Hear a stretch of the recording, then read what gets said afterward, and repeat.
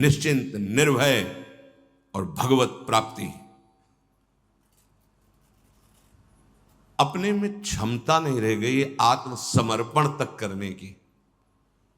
है नहीं कोई पावर, कोई योग्यता नहीं, पर हम अहम लिए ढोल रहे हैं, अहम लिए ढोल रहे हैं।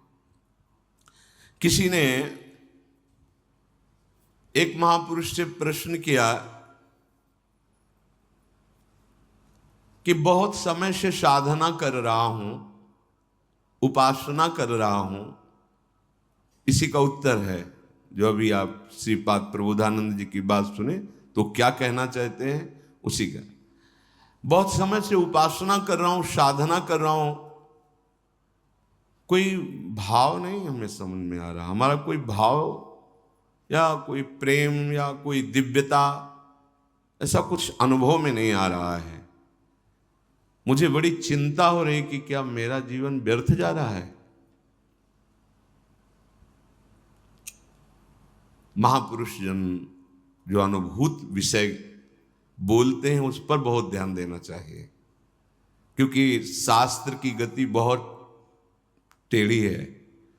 वो कह रहा है कि यहां से उत्तर की तरफ जाना है और लक्ष्य वहीं विराजमान है, पर उत्तर के बाद कितने कदम पश्चिम में जाना है ये अनुभूत महापुरुष बताएगा। इसलिए चाहे शिव विरंचि सम होई, गुरु बिनु भवनिधि तरे न कोई।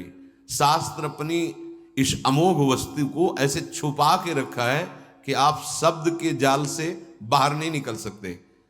तभी प्रथम सुने भागवत भक्त मुख भगवत बानी। कोई भगवत प्रेमी महात्मा के मुख से सुने तो जहां शास्त्र इशारा कर रहा है वहां वो अनुभव करके बोल रहा है। इसीलिए संत संग के आगे न तीर्थ, न नियम, न स्वाध्याय, न यज्ञ, न तपस्या, इनको नहीं रखा गया है, उनके समान नहीं रखा गया है। क्योंकि संत संग जहां से इशारा हो रहा है शास्त्र का, वहां कूद करके उसका अनुभव करके बोलते हैं। प्रश्न हुआ कि बहुत साधना करने पर, बहुत समय से साधना करने पर ना हमें अनुभव हो रहा है कि हमारा कोई भाव बढ़ रहा है, न अनुभव हो रहा है कि हमारी कोई दिव्यता, कोई ऐसी देवी संपदा, कोई उन्नति, और हमें बड़ी चिंता हो रही क्या हमारा साधन ठीक नहीं है क्या? क्या मतलब ये सत्य मार्ग ऐसा ही होता है क्या कि कुछ अनुभव में नहीं आ रहा, जब देखो तो वही कोई न कोई विकार, कोई न कोई। तो इसका क्या हल हो सकता है? हमें तो बड़ी चिंता हो गई। अब बहुत ध्यान से सुनना उत्तर। भाई, तुम्हारा भाव बढ़ता है या नहीं बढ़ता, घटता है या मिटता है, ये सब तुम देख रहे हो तो तुम्हें जिसे देखना चाहिए उसे देखने की बात ही नहीं है। तुम्हारा भाव घटता है कि बढ़ता है, ये तो भाव लगाने वाला जानेगा ना। तुम अपना भाव क्या जानो? वस्तु अपना भाव जानती है क्या? तुम वस्तु किन की हो? प्रियाजू की। ये अंदर की गूढ़ बातें हैं, अंदर की गूढ़ बातें, इनमें शब्दों में तुम नहीं समझ सकते। तुम्हारा भाव घट रहा है या बढ़ रहा है, ये कौन जानता है? खरीदने वाला। तुम तो वस्तु हो, वो क्या भाव लगा के खरीद रहा है ये वो जाने ना। तुम वस्तु हो किसकी? प्रियाजू की, लालजू की, प्रियालाल की। तुम्हारे मन में कैसे बात आ गई कि हमारा समय बर्बाद हो रहा है क्या? हमें चिंता हो रही कि हमारा भाव बढ़ रहा है कि नहीं बढ़ रहा है। बहुत सूक्ष्म विषय है। जिस दिन आपको लगे कि आपका भाव बढ़ रहा है उस दिन रोना कि आपका भाव गिर गया, क्योंकि अहम आ गया, आपको अनुभव में आ गया। बड़े बड़े महापुरुषों को ये हित सजनी जो हैं वो कह रहे क्वाहम तुच्छा परम अधमः प्राणिहो गर्ह कर्मा। कहाँ मैं तुच्छ, अधम, कहाँ अपराध करने वाला, और कहाँ ये राधा नाम। ये तो वृंदावन की महिमा है कि हमारे जैसे तुच्छ हृदय में राधा। कौन बोल रहे? जिनके अधीन श्यामा श्याम है, श्यामा जू के अधीन लालजू, तो लाडली लाल अधीन हित जूके, हित सजनी जूके। हम क्या सोच रहे? हमारा भाव बहुत अभी विश्राम मिल जाएगा अगर ये बात समझ जाओगे। उपासक तो सिर्फ उपास्य देव को समर्पित हो चुका है और उसका एक ही केवल लक्ष्य है उपास्य देव का नाम जपना। वो कभी अपनी ओर नहीं देखता जो उपासक है। इतना अच्छा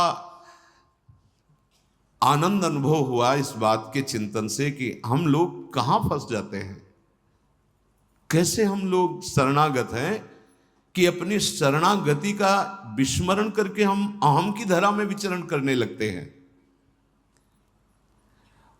बिल्कुल बिल्कुल अक्षर अक्षर मान लेना, वृंदावन में बैठे हो निश्चिंत हो जाओगे, निश्चिंत। ये इसलिए बार बार पुलकन के साथ की जैसे स्वाद लेकर खाया गया हो, फिर तो होता है तुम चिंता न करो, हमने पा के देखा है, बहुत स्वास्थ्यवर्धक है और बहुत स्वादिष्ट है।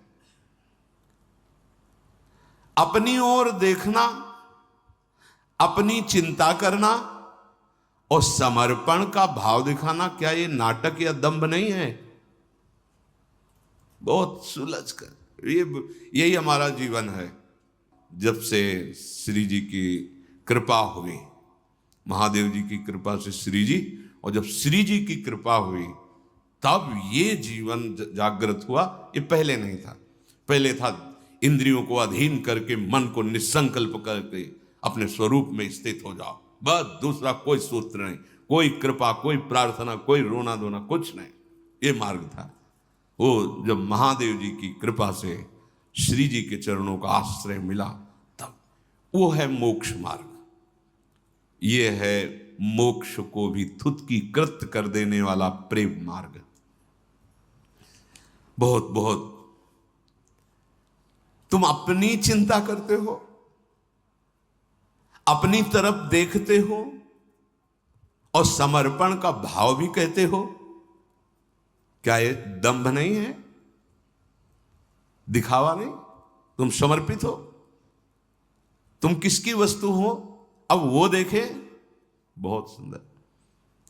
हां, तुम्हें बहुत लग रहा है ना कि तुम्हें अनुभव नहीं हो रहा, तो जांच के देखो तुम्हारी साधना क्या है। शास्त्रीय सिद्धांत के अनुसार साधना करो, हम तुम्हें सपोर्ट करते हैं, करो साधना। पर साधन करके कोई इस महान भव समुद्र से पार हुआ हो, साधन का मतलब तैर कर, असंभव असंभव। भगवान शंकराचार्य जी ने उत्तर दिया है कि इस महान संसार समुद्र से पार होने का हे करुणामय गुरुदेव क्या उपाय है? तो भगवान शंकराचार्य जी ने कहा, श्री विश्वेश्वर पादाम्बुज दीर्घ नौका। अद्वैत सिद्धांत के आचार्य गुरु कृपालो कृपया वदेत।